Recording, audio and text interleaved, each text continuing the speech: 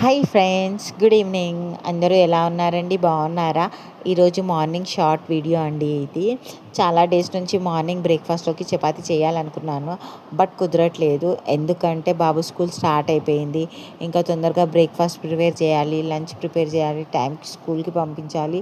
So అందుకే నేను అసలు చపాతీ చేయట్లేదు. బట్ ఈరోజు ఎలాగైనా సరే మార్నింగ్ బ్రేక్ఫాస్ట్లోకి చపాతీ చేయాలనుకున్నాను.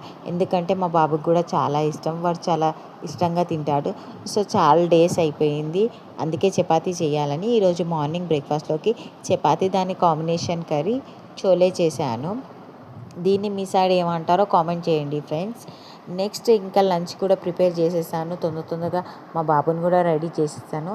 ఇంకా చపాతీ చేస్తున్నాను, అన్నీ లేట్ అయిపోతాయి అనుకున్నాను, బట్ పర్లేదు, అన్నీ టైంకి అయిపోయి.